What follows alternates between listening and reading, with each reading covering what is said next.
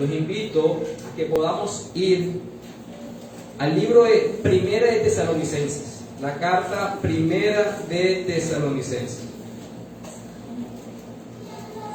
en el capítulo 5. Primera de Tesalonicenses, capítulo 5, los versículos 12 al 13.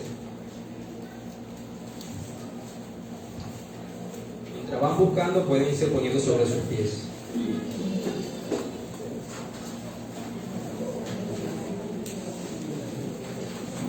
Cuando quedan ahí, dicen amén, por favor. Primera de Tesalonicenses, capítulo 5, que es el último, los versículos 12 y 13. Primera de Tesalonicenses, capítulo 5, versículos 12 y 13. Vamos, voy a leer el versículo 12 y de manera unánime vamos a leer el versículo 13. Dos versículos en esta mañana. Dice lo siguiente la palabra de Dios: os rogamos, hermanos, que reconozcáis a los que trabajan entre vosotros y os presiden en el Señor y os amonestan. Juntos.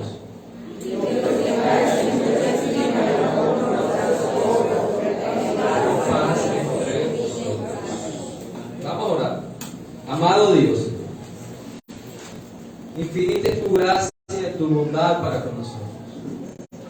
Nos has dado la bendición de tener vida en este día. Nos has dado la bendición de tener una ropa que ponernos, un medio para llegar a esta casa, Señor, alimentos en nuestro estómago. Padre, pero tú no solamente cuidas de lo que físicamente necesitamos, sino que hemos entendido que cuidas de eso para que tengamos todo lo que necesitamos en la búsqueda de tu reino y de tu justicia. Señor, venir aquí no es una práctica cultural.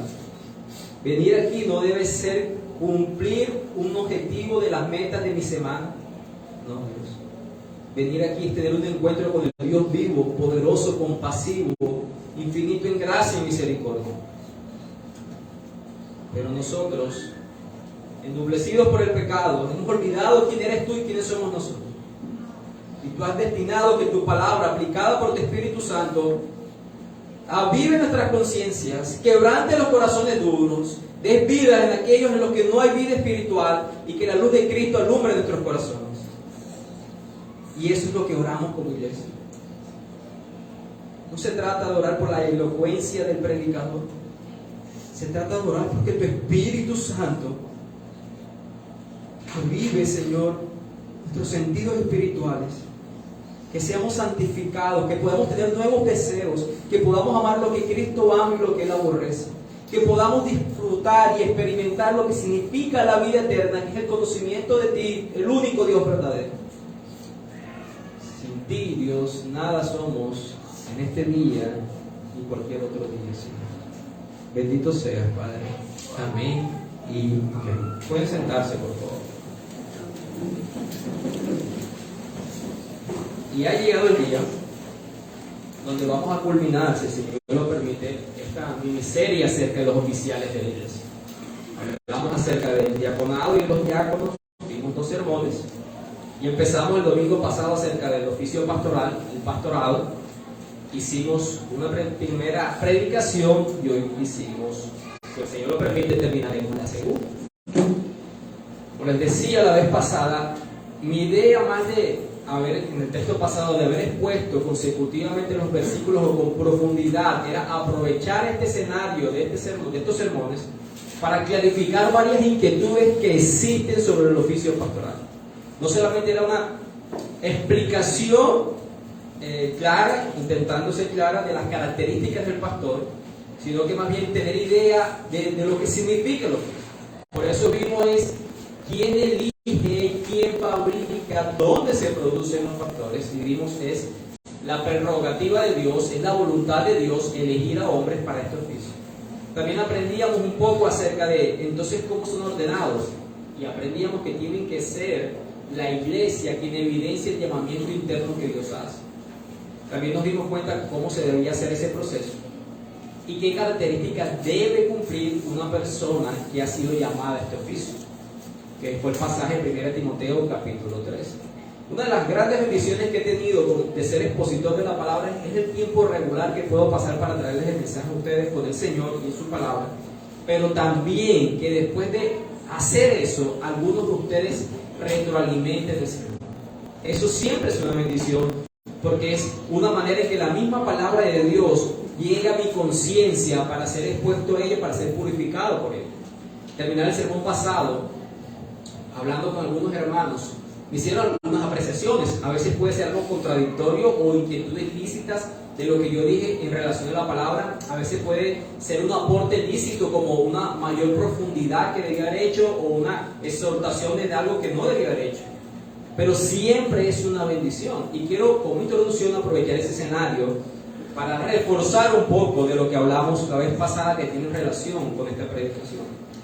Por ejemplo, lo que quiero reforzar es que les mencioné las características de cómo son los pastores elegidos, que no son los seminarios, que estos capacitan a hombres ya elegidos. O sea, los pastores no se fabrican en un seminario, no se fabrican en la iglesia. Dios quien dispone en el corazón de ellos un profundo deseo de hacer o ejercer una vocación, un servicio y una labor. Y lo que quiero reforzar es el hecho: ¿qué sucede con aquellos que se autoproclaman pastores? A veces pasa que alguien dice: yo soy llamado pastor, o yo fui llamado a este oficio. Cojamos un local, pongamos un letrero y invitemos gente. Eso es de mucho cuidado. No significa que Dios no pueda obrar a través de eso, sobre todo en aquellos escenarios o ciudades donde necesita a alguien capacitado para llevar la palabra de Dios, pero no es el modelo que vemos en las Escrituras. Lo que vemos es las iglesias reconociendo el llamado que Dios hace a los hombres, y las iglesias enviando a esos hombres a otras misiones, a establecer nuevas iglesias.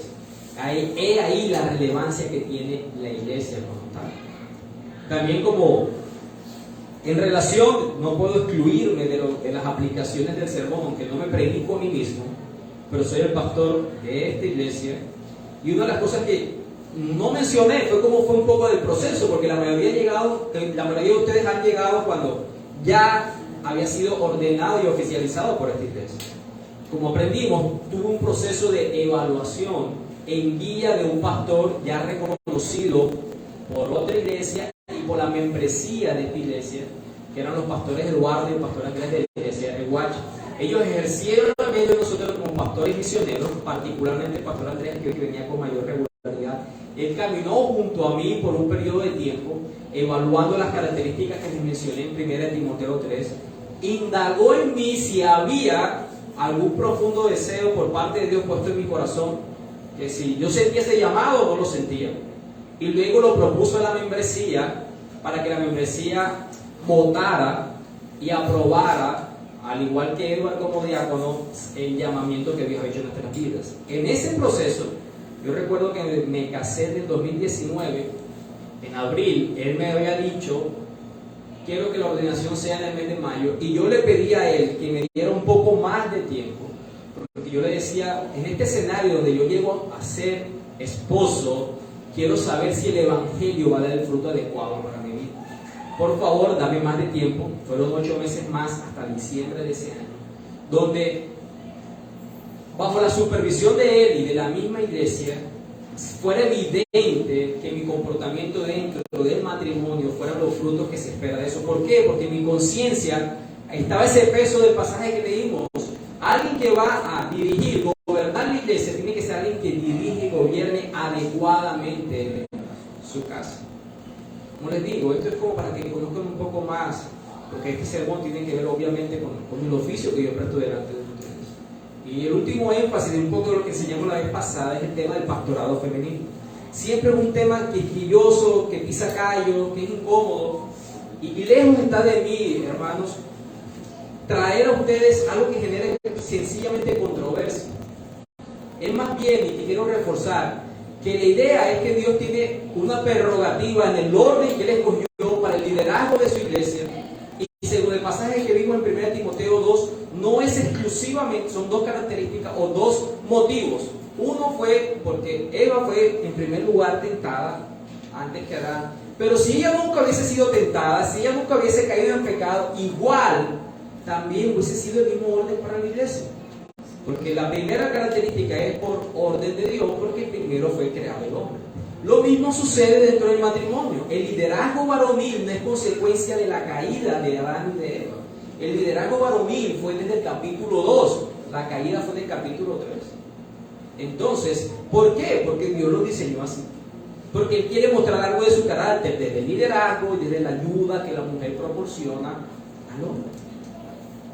Y lo hizo. Cristo mismo estaba sujeto al Padre y el Espíritu Santo está sujeto al Hijo y al Padre. La relación trina de sumisión es un ejemplo claro que la sumisión no es errónea y más bien debe hacerse con gloria para el Señor. La mujer fue diseñada con la misma dignidad que el hombre. Ambos fueron diseñados a la imagen y semejanza de Dios. Que la mujer no, según las Escrituras, pueda llegar a ejercer el oficio pastoral no la hace menos digna. Yo les dije que la mujer no ejerce el oficio pastoral, es igual que los hombres que no ejercen el oficio pastoral. Tienen una responsabilidad y hay unos contextos adecuados donde ellas pueden enseñar. Hay mujeres cristianas, hermanas en la fe, ejerciendo este oficio. Y yo tengo la sinceridad que lo hacen con la disposición adecuada, erróneamente, no bíblicamente, quizás por ignorancia bíblica. O al igual que muchos hombres que están ejerciendo este oficio, que tampoco deberían ejercerlo porque Dios no los ha llamado. Eso no es un asunto exclusivo de mujeres. Oramos más bien y es una evidencia de la ausencia de liderazgo varonil. Es un llamado de atención a los varones en estos escenarios donde son las mujeres que presiden el liderazgo de la iglesia. Terminando esa parte del sermón pasado, porque nos sirve de introducción. El objetivo que yo deseo en esta mañana, al utilizar este texto, yo les decía, quiero que podamos mirar acerca de las funciones del pastor. Ya hicimos una descripción general de lo que tiene que ver con el oficio el domingo pasado, pero no solamente quise usar un texto para describir lo que el pastor le corresponde, sino más bien también cómo lo que el pastor le corresponde es complementario a lo que la iglesia le corresponde. Y lo que quiero que veamos esta mañana es las responsabilidades del pastor y las responsabilidades de las ovejas de la iglesia. Dos versículos, y como se dieron cuenta, en uno hace relación a eso. ¿Cuáles son las responsabilidades del pastor? Y en el segundo versículo hace referencia a cuáles son las responsabilidades de las ovejas. Y hermano, esta carta está dirigida por el apóstol Pablo a una iglesia que la exalta a los tesalonicenses en muchísimos aspectos. Incluso la carta de Corintios nos menciona a estas iglesias. Pero como toda iglesia, y a pesar de que los exaltó en varios aspectos, como toda iglesia de este lado de la eternidad sigue teniendo dificultades y falencias. Por ejemplo, en la iglesia de Tesalónica había algunas personas que pensaban que como Cristo venía, y es real, Cristo viene, no era necesario trabajar. Más bien dediquémonos a evangelizar todo el tiempo. ¿Para qué vamos a trabajar si Cristo viene? Y ahí es donde Pablo intervino, los corrige, los amonesta y les dice: el que no trabaje, pues que no corra. Sencillo. Era necesario entonces traer algún tipo de instrucciones para ellos. Y en ese contexto es quizás donde estas palabras al final del capítulo, él trae una serie de aplicaciones prácticas. Y en esas aplicaciones prácticas, Pablo está hablando de la relación que tiene que existir entre la iglesia y sus líderes. Porque aunque ellos hacían labores que podían ser exaltadas y fueron exaltadas, aún los líderes debían traer en ellos una dirección o corrección dependiendo del escenario y cómo tenían que la iglesia corresponder a ese liderazgo. Si la iglesia debe ser ese lugar que Dios diseñó para traer prosperidad espiritual a las personas que están en medio de ella, y si la iglesia va a ser un escenario saludable, tiene que haber una perfecta o una íntegra armonía entre las ovejas y sus líderes. No hay nada más devastador para el progreso espiritual de una iglesia que una relación dañina entre los pastores y las ovejas. No se va a poder tener un rebaño saludable si ese es el tipo de problema que existe. Y puede existir porque los pastores no estén cumpliendo con la responsabilidad que les corresponde a ellos hacia las ovejas, o puede existir porque las ovejas no estén cumpliendo con la responsabilidad que les corresponde a ellos con sus pastores. Nunca será la iglesia lo que deba ser si no funciona como tiene que funcionar. Yo recuerdo que nuestros hermanos Guille y Laura, que se unieron en santo matrimonio el viernes, cuando empezamos las clases prematrimoniales, una de las frases que Laura me decía es: oye, es sorprendente lo que Dios estableció dentro del matrimonio. Ahora comprendo por qué los matrimonios no funcionan como en el mundo, como deberían funcionar. Es porque no viven por como fueron instituidos o creados. Obviamente, si no se vive como Dios lo estableció, no te va a funcionar. Lo mismo es la relación pastores-ovejas y la vida de la iglesia. Si no funcionamos como nos corresponde a las ovejas y a los pastores, va a haber serias dificultades que todos seremos afectados por ellas. ¿Cuáles son las responsabilidades de los pastores? Como les mencioné en el versículo 2. Y aquellos que quizás ya lo pudieron identificar, son tres. ¿Por qué? Porque son tres verbos. Versículo 12, en la versión de las Américas dice: pero les rogamos, hermanos, que reconozcan a los que con diligencia trabajan entre ustedes, los dirigen el Señor y los instruyen. Tres responsabilidades porque son tres verbos. ¿Cuáles son? Trabajan, dirigen, instruyen o amonestan, dependiendo de la versión que ustedes estén leyendo. Otra versión dice: presiden, amonestan y trabajan. La número uno tiene que ver con la relación, con la responsabilidad de trabajar entre las ovejas. Esa es la marca que identifica a los pastores, a los ancianos, a los líderes o a los aspirantes que estén encaminados hacia este oficio. Trabajan diligentemente entre vosotros, versión Reina Valera 1960. La frase es evidente, ¿no? No necesita mucha explicación. Quizás algún tipo de detalle para profundizar un poco más. Esa palabra en el griego, trabajar con diligencia, a Pablo le gusta usarla en muchas de sus cartas. Y la traducción o a lo que hace alusión es hacer la labor de una manera que implique sudar y agotarse, que exhiba un gran esfuerzo hasta tal punto que pueda llevar a cansarte, a desgastar. Si algo debe caracterizar a un pastor, es que lo haga diligentemente, que lo haga hasta el agotamiento entre su pueblo. Por cierto, ese es el contexto del oficio pastoral. Su responsabilidad, la del pastor, no está fuera de la iglesia, no es algo que se ejerza a larga distancia, es todo lo contrario, está íntimamente relacionado con la iglesia. Un pastor estará íntimamente involucrado con las ovejas, como dice Pastor Andrés: un pastor huele a oveja, debe oler a oveja. Eso es como un padre con la responsabilidad que tiene con su familia. Si usted piensa que como padre está cumpliendo porque usted solamente está manteniendo la nevera llena, pagando el colegio, pero en el colegio ni siquiera sabe quién es el papá, usted no está ejerciendo su labor involucrándose con la familia.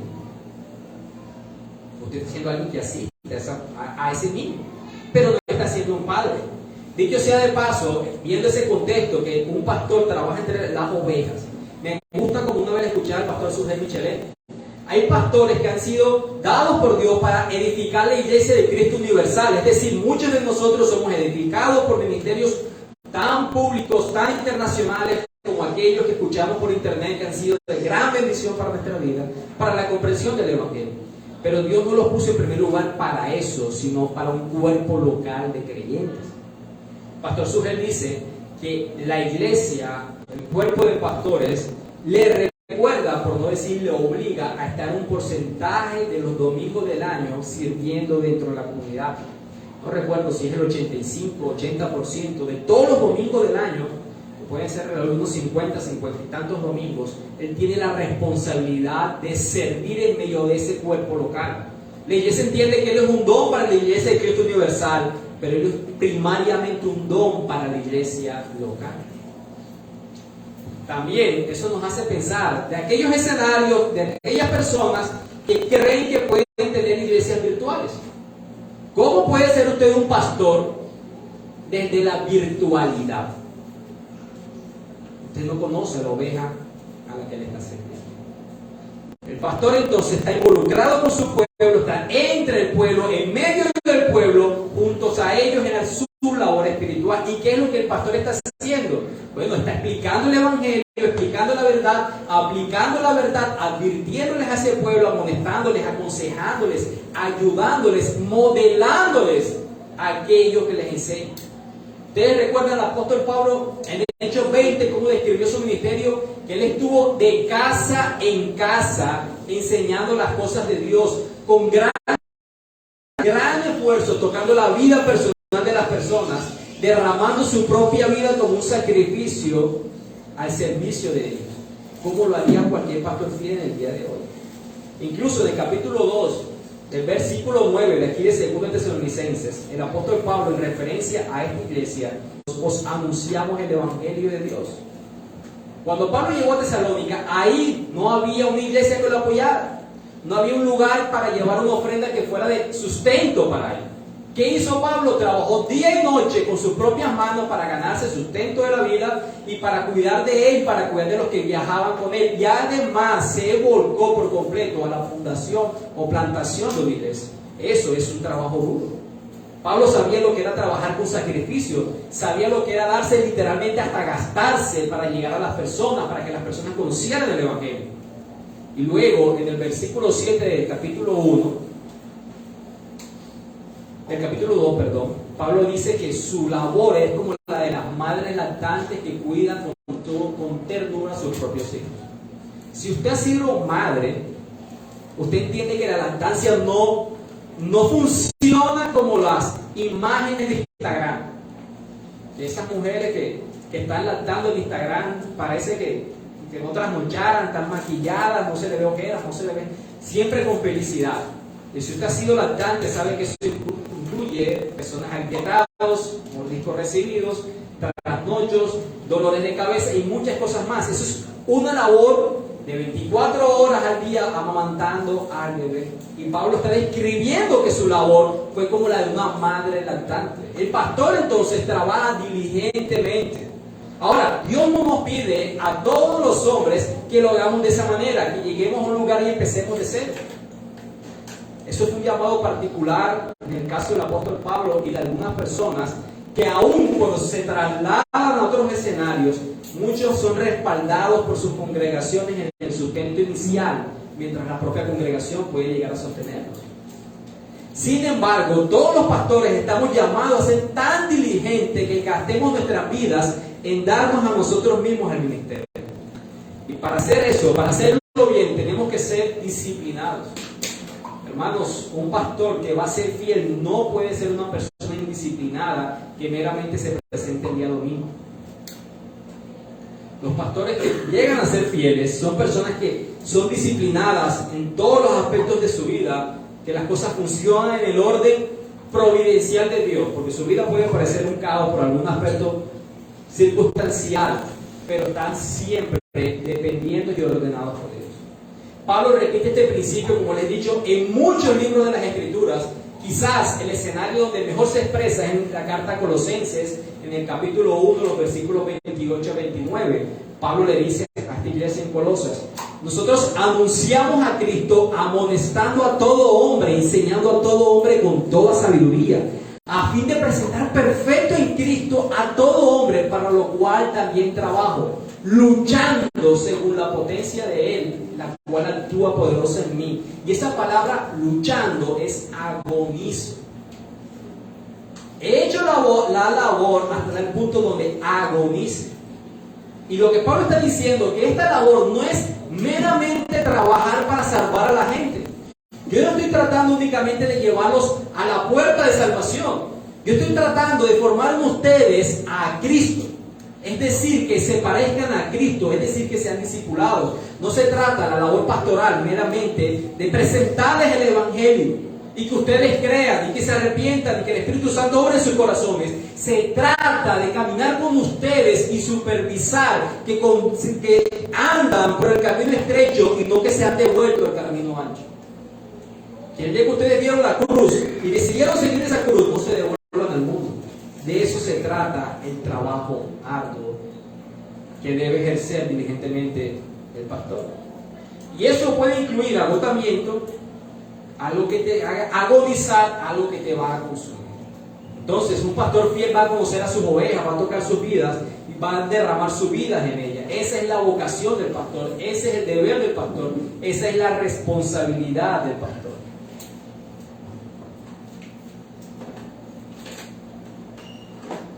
Hay muchos textos donde podemos ver esa palabra, no solamente por Pablo.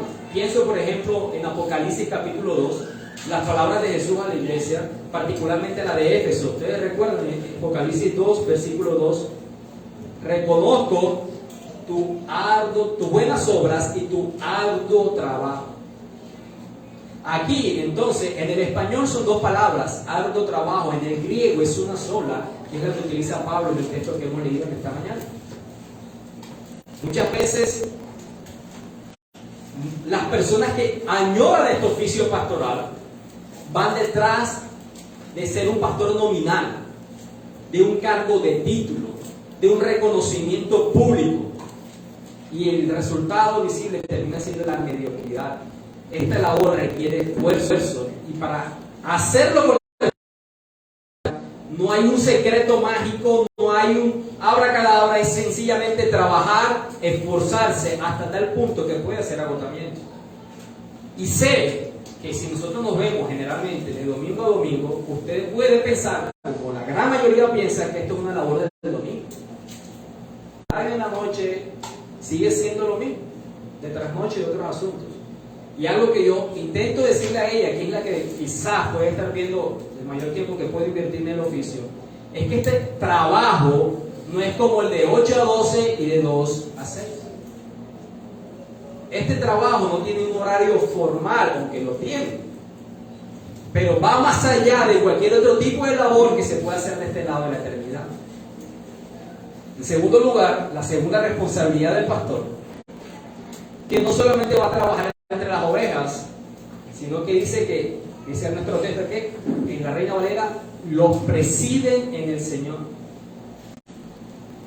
¿Qué quiere decir eso?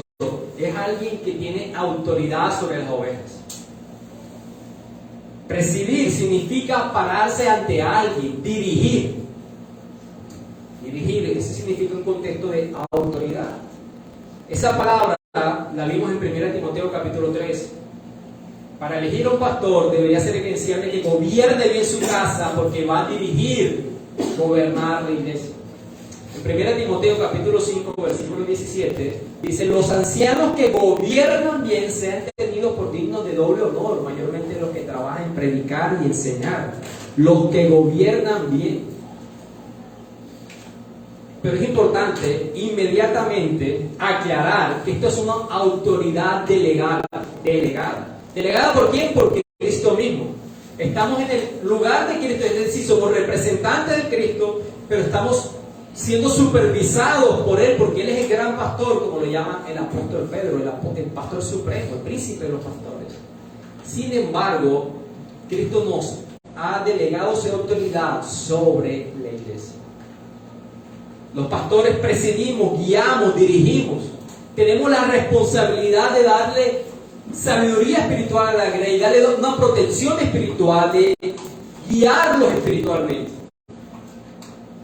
Es nuestra responsabilidad cuidar la salud general de la iglesia, establecer esa unidad, velar por ella, la moral que debe haber en medio de nosotros, establecer esa unidad funcional, que las cosas se den como deberían darse, manejar las relaciones interpersonales, estar en el medio de cuando las ovejas están peleando unas con otras, mediar entre eso, y todas las demás dificultades que traen dentro de la vida, descubrir cuáles son sus problemas, evaluar las opciones, ayudarles a mirar a la luz de las Escrituras cuál es el camino por el cual deben conducirse y seguir, trabajar por el cambio de ustedes.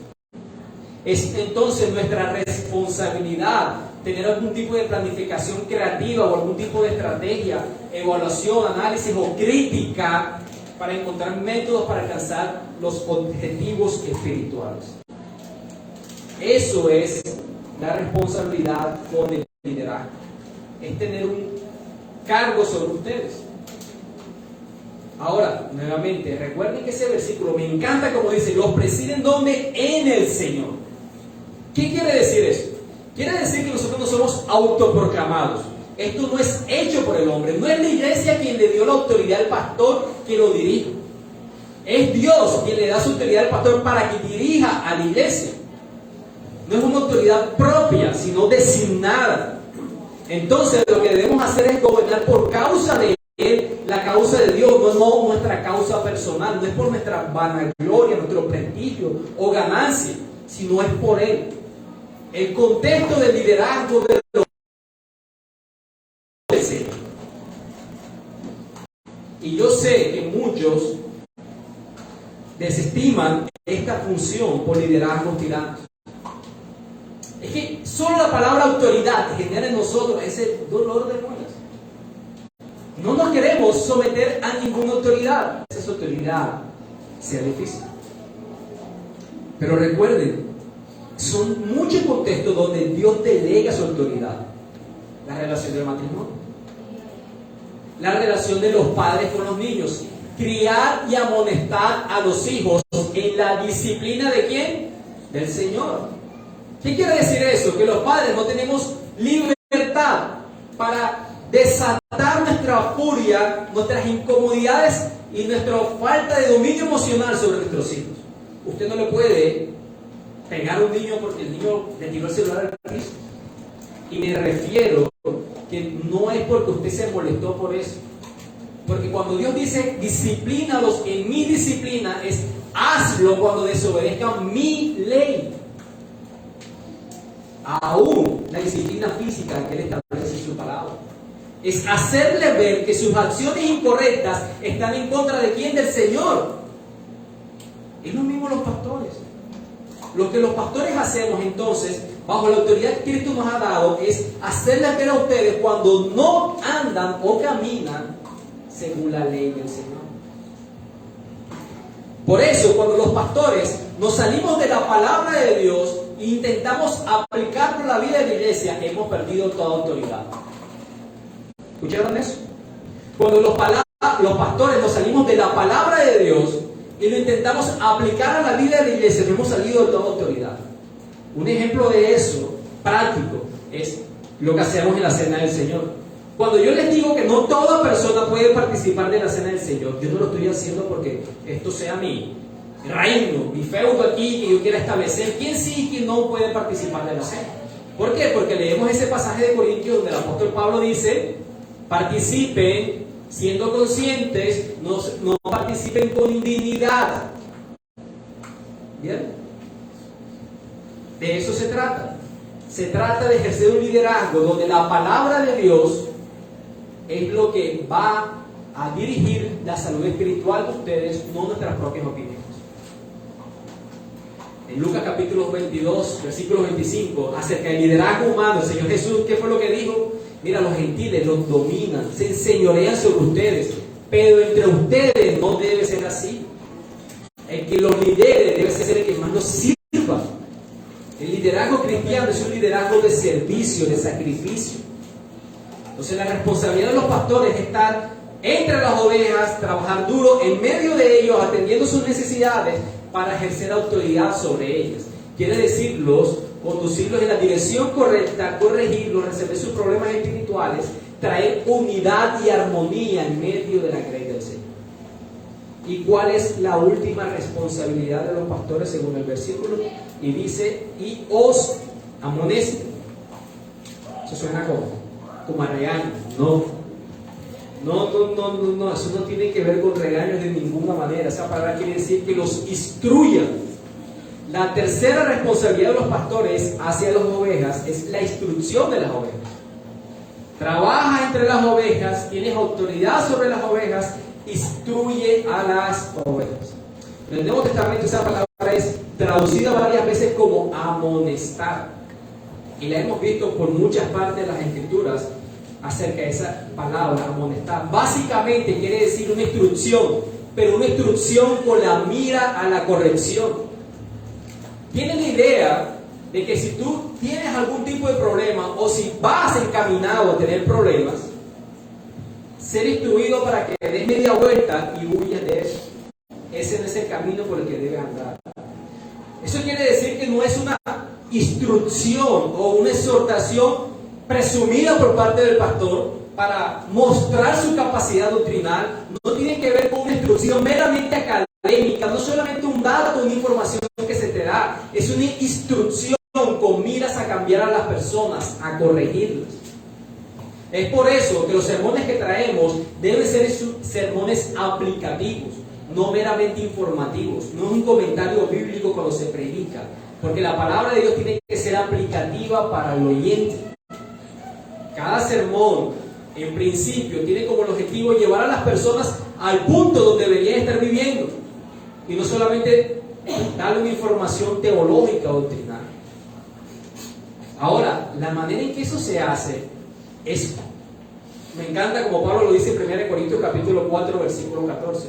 No les escribo esto para avergonzarlos, sino para amonestarlos como a hijos míos amados. ¿Qué quiere decir eso? Las instrucciones de los pastores para las ovejas tienen una ternura paternal.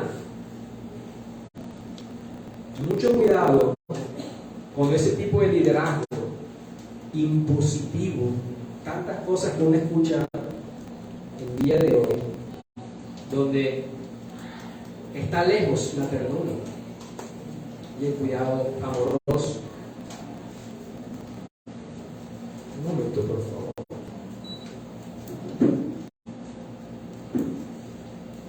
Ok. Ya. Creo que se fue peor. Los veo acalorados y es que la no está funcionando donde debe estar funcionando.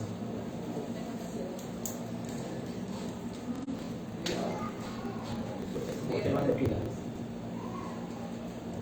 Ok. ¿Qué necesitas? Continuamos, ¿qué van a solucionar? Entonces, el contexto aquí de la instrucción es en ese ambiente de ternura. Lejos de herir con nuestra particularidad al hablar, si nuestras conciencias van a ser heridas, va a ser por el peso del Espíritu Santo en nuestras conciencias y no por la forma en que los pastores instruyen o corrigen a las ovejas.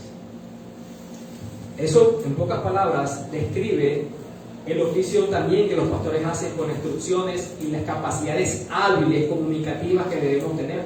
Como lo vimos en 1 Timoteo capítulo 3, tiene que ser apto para enseñar.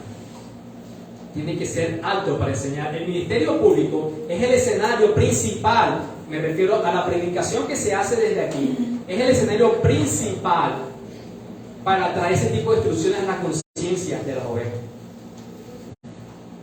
Ahora, esta particularidad, esta función, esta responsabilidad del pastor, lo que va a hacer es que no muchas veces terminará siendo apreciada o bien recibida por parte de las ovejas. Aquí, ejerciendo esta función, es donde el pastor va a dar ese impulso o ese empujoncito a los corazones de las ovejas que están dispuestos muchas veces para levantar una murmuración.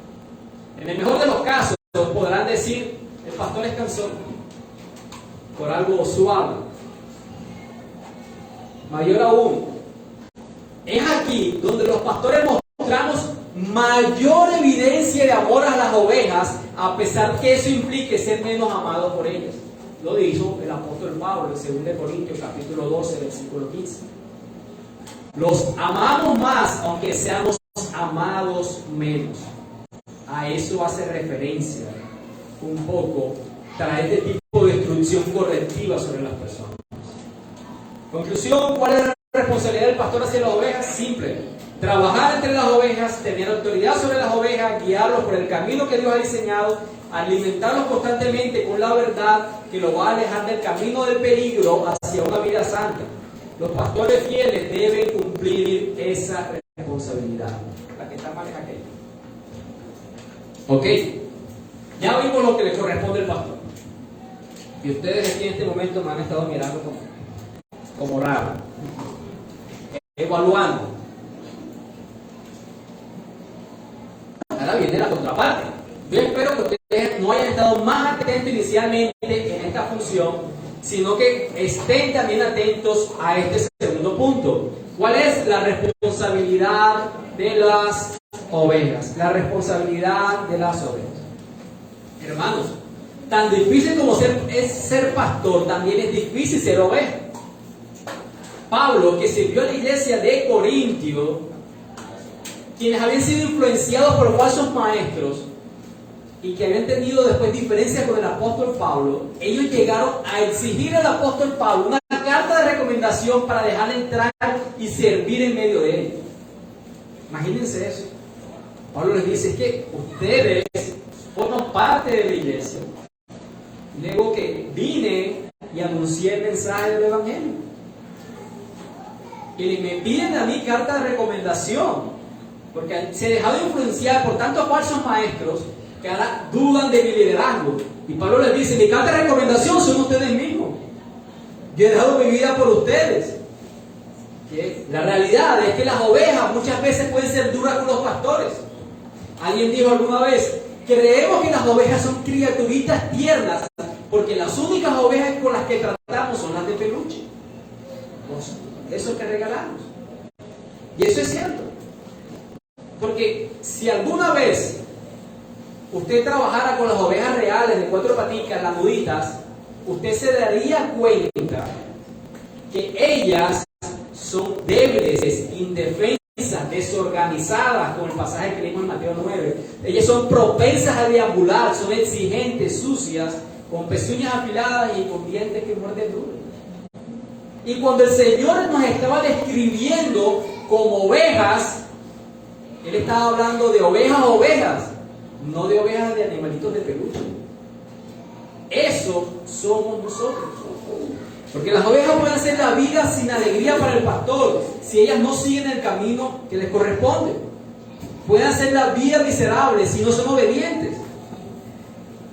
Y yo lo sé de primera mano, no porque ustedes sean desobedientes para conmigo, sino porque yo también soy oveja. Yo también he mordido a mi pastor. También soy testarudo. Y sé que no siempre quiero someterme a quien quiere ser bien para mí. Veamos entonces, al igual que los pastores, tres características de la responsabilidad de las ovejas. Número 1, dice el versículo 13, perdón, el versículo 12, al principio decía: y que os reconozcan, os rogamos, hermanos, que reconozcan a los que trabajan. La primera característica sería entonces reconocer a los pastores. Esa palabra quiere decir apreciar, honrar. Es una palabra común en el Nuevo Testamento que se utiliza para saber. Significa el tipo de conocimiento que viene por la experiencia. Es algo que se conoce porque se ha aprendido a saber, se ha llegado a saber por la experiencia. Un conocimiento adquirido por la experiencia. Y la idea es un conocimiento profundo. Es un conocimiento que incluye respeto y aprecio. La implicación entonces de las ovejas para los pastores: conócelo y valóralo. Conócelo y aprécialo. Respétalo. ¿A quiénes? A los que trabajan diligentemente entre ustedes. ¿Qué quiere decir eso? Es que no solamente sepas su nombre, no solamente sepas qué le gusta, no solamente sepas qué vive, quién es su esposa, quiénes son sus hijos, cómo se llaman, en qué carro anda. No, ten un conocimiento profundo e íntimo de esta persona, y el resultado de eso, aprécialo y respétalo. Lo conoces lo suficientemente bien como para preocuparte por ellos. Mis hermanos, siempre va a ser fácil ser desagradable o ser crítico o indiferente con alguien a quien no conoces profunda e íntimamente. Cuando usted tiene intimidad con alguien, es más difícil levantar el dedo y señalar. Pero cuando tú conoces a alguien y lo has llegado a conocer por la experiencia, lo has llegado a ver cómo ha sido su experiencia de fe, cómo ha sido su disposición de someterse al Señor, cómo ha sido su disposición de rendirse delante del Señor, cómo ha enfrentado las pruebas, las circunstancias de la vida, cómo han sido sus emociones en todos esos tipos de escenarios, puedes tener un profundo aprecio y respeto por él. No lo haces por un conocimiento superficial. Ahora, aquí hay algunos matices en este significado que tienen relación con el apoyo financiero. Y antes de explicarles cuáles son esos matices, que se escuche lo más duro posible eso, antes de explicarle cuáles son esas matices relacionadas con el apoyo financiero, no estoy pidiendo un aumento. No estoy pidiendo que se aumente el salario, estoy explicando el contexto de la palabra. ¿Se escuchó bien? Listo. Hay una conexión en lo que este texto implica, en la apreciación que tú les manifiestas dando un apoyo financiero. Primera Timoteo capítulo 5 versículo 17, que leímos hace un tiempo atrás: aquellos que gobiernan bien, que lo hacen con excelencia, sean tenidos por dignos de doble honor, mayormente los que se esfuerzan en predicar y enseñar. ¿Y qué significa eso? Doble honor. Bueno, significa respeto, significa alta consideración, pero el contexto aquí incluye pago. Los versículos 3 al 16, Pablo está discutiendo cómo deben ser sostenidas las viudas dentro de la iglesia. Y luego del versículo 17 que les mencioné, él añade que todo obrero es digno de su salario. ¿Qué quiere decir eso entonces? Que aquellos que hacen la labor con la excelencia, que trabajan arduamente, deben ser recompensados aún salarialmente. ¿Por qué? Son dignos de ello. Son dignos de ello. Y una nota pastoral aquí: es saludable, es gozoso dar tus recursos financieros en aquellos que han sido puestos a prueba en su integridad y en su piedad. Es saludable saber que tú estás facilitando la labor que él va a ejercer, que sus necesidades son satisfechas y suplidas para que pueda tener el tiempo adecuado en el beneficio que va a rendir a tu alma, y no que son más dadas para malgastar en vicios o cualquier otro tipo de asuntos. ¿Cómo se siente usted cuando con sus impuestos son sostenidos las personas que están en cargos judiciales, como los trabajadores, como cualquier persona que está en ese tipo de situación? ¿Cuál es la frase común que ven? Nosotros les pagamos su salario, mira cómo ellos viven con nosotros. Ahora, ¿cómo debería ser para hombres que son puestos a prueba en su integridad y que son hombres piadosos y que es beneficioso y que nos vamos por donde no deberíamos ir? Las palabras de Mateo 9 que les leí en su momento: Jesús los vio esparcidos, y que dijo, sintió compasión porque los vio como ovejas sin pastor. Dios provee el cuidado, sustento y guía a su pueblo por medio de pastores, por medio de hombres débiles y que se equivocan. Pero al reconocer quiénes somos nosotros y que guiarlos por la dignidad que este oficio tiene y que Dios nos los ha dado como un regalo, como dice Efesios capítulo 4. Recuerdan, Cristo los dio, nos los regaló a la iglesia, a los pastores. En segundo lugar, la segunda responsabilidad de las ovejas, y se basa en lo mismo, es estímalos, que los tengas en muy alta estima y en amor por causa de su obra. Es muy parecido al primero, no hay mucha diferencia. Estimar significa considerar, pero en un nivel más profundo que en el primero. Y dice a tal punto que lo hagas de manera muy alta, altamente. ¿Qué significa eso en el griego? Significa a lo más allá de toda medida. Es decir, no pongas límites en el amor a causa de su trabajo por ellos. Y me gusta como dice, a causa de su trabajo. Quiere decir, no ames a tus pastores por su personalidad. Esto no es un concurso de popularidad, de personalidad, sino ámalos por su trabajo, por la labor que ejercen. Y hazlo sin ningún tipo de medida. Si el pastor es fiel, si ha sido puesto a prueba, no tengas en medida en manifestar tu amor para con ellos. No pongas límites. No hay límites para eso. Debes amar a ese hombre. ¿Y qué significa amor? Significa un servicio. ¿Qué significa el amor cristiano? Un servicio como sacrificial. En este caso, de las ovejas para el pastor, significa un afecto por él.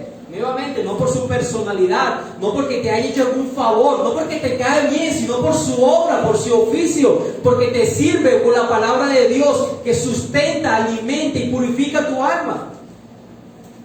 Entonces, tú estimas a tus pastores y no pones límite a esa estima. No es el cariño, afecto que tiene un soldado a su comandante. Comandante, ¿cómo está? No es esa manera en que te relacionas con tu pastor y en que le manifiestas el respeto y el amor. No, se lo manifiestas como a un hermano en la fe, porque esa sangre de Cristo que tú aprecias, que te redimió, también redimió a ese hermano que te dirige como pastor. Es tu pastor, pero es tu hermano. Y lo aprecias como a un hermano en la fe.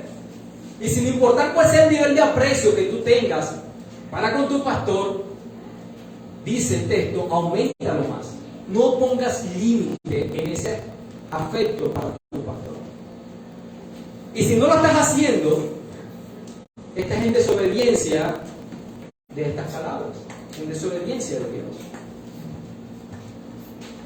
Ese amor solamente significa que tú buscas lo mejor para ellos. Significa que tú pasas por alto sus debilidades y fragilidades, no sus pecados.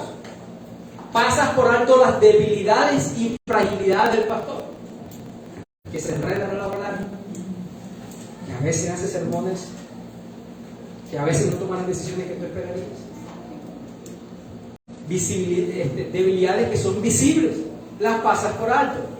Ese amor lo que significa que tú hablas bien de ellos, significa que los animas, significa que los exaltas como hombres llamados por Dios, como hombres que traen la verdad a tu conciencia. Eso es lo que significa.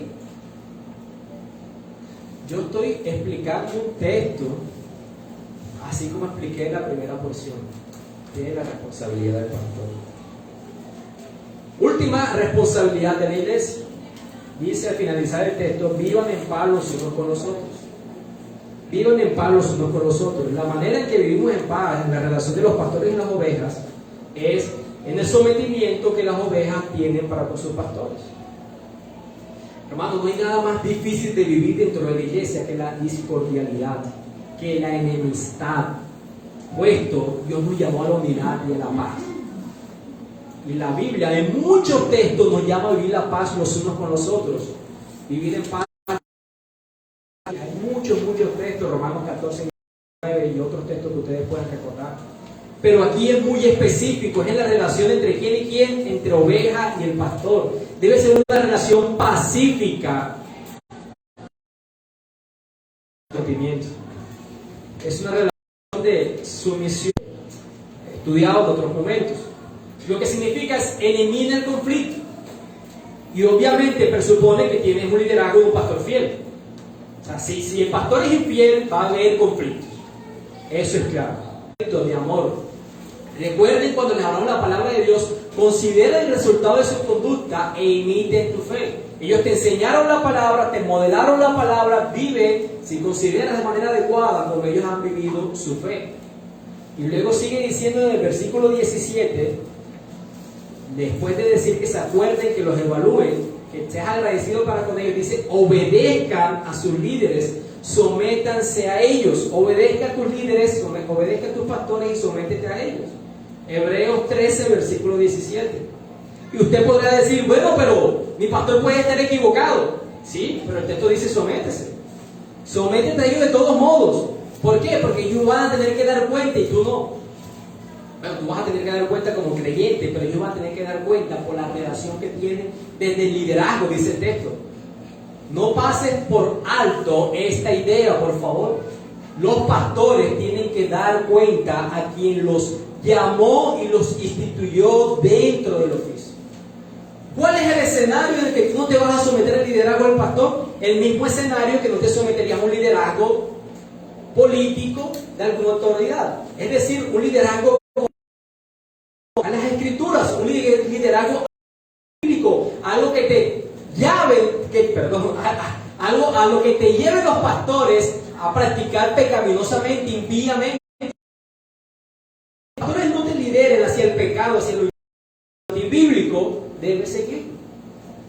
Como quienes han de dar cuenta, y es mejor que lo hagas. Eso es favorable para ti que lo hagas, para que los pastores hagan su trabajo con alegría y no con tristeza, porque si lo hacen con tristeza, en eso.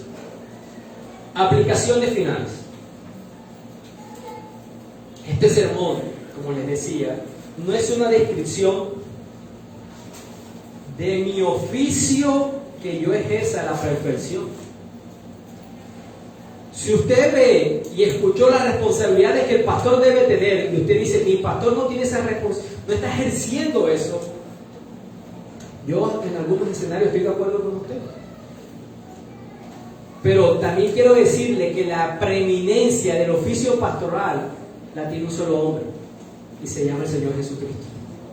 En aquello en lo que yo soy débil y que no llego ni en mi mejor semana, llego a acercarme a los tobillos de Cristo, ejerciendo mi labor, yo quiero que usted pueda ver que la preeminencia del oficio pastoral es únicamente de Cristo, que es su pastor supremo.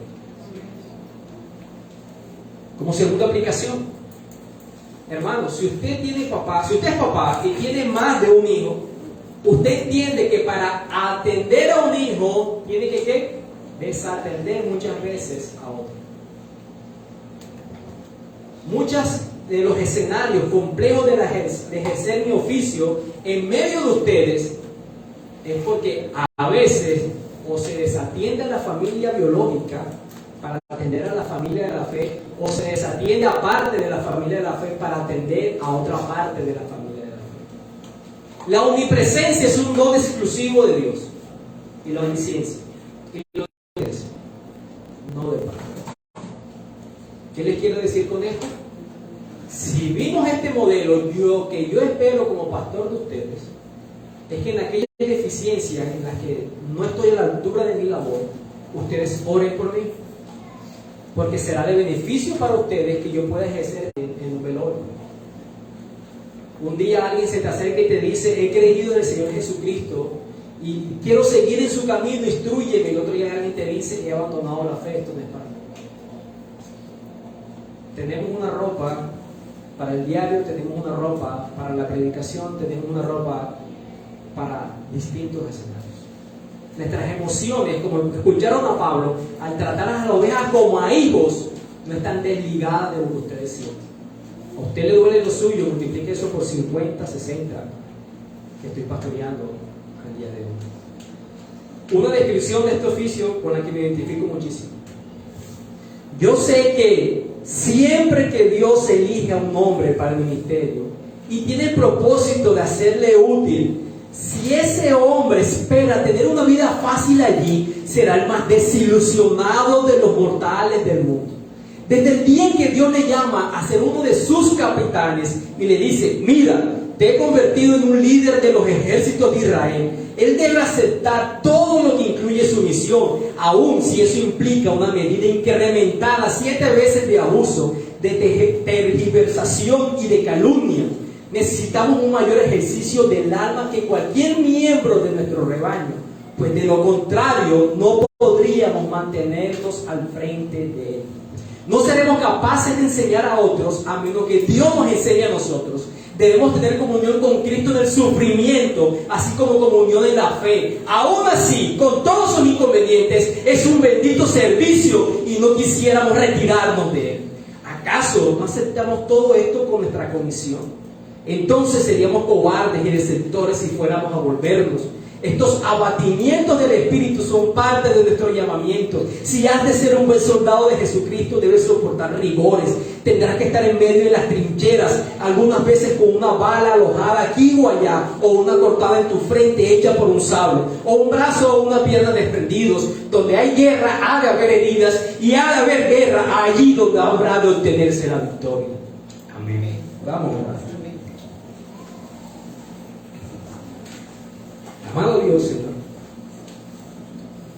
ciertamente en medio de estos escenarios de ejercer este oficio, si tu Espíritu Santo mora en mí, como creo que mora en mí, exponer este texto más allá de una complejidad de entender la forma en que está argumentado por el apóstol Pablo, inspirado por el Espíritu Santo, es una presión constante a mi conciencia de lo que significa esta labor y ejercerla con la dignidad de quien lo ha llamado a uno.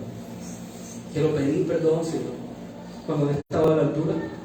Quiero pedir que tu Espíritu Santo me siga capacitando para aceptar todo lo que ello implica.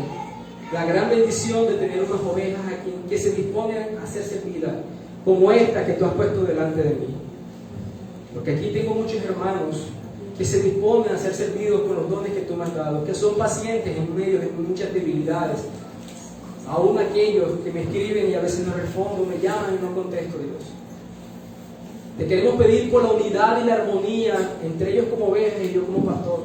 Porque eso dignifica tu nombre, dignifica el evangelio que hemos creído. El conflicto es contrario a la paz que tú nos has dado en Cristo Jesús. Pero también queremos pedirte por más obreros, por más pastores.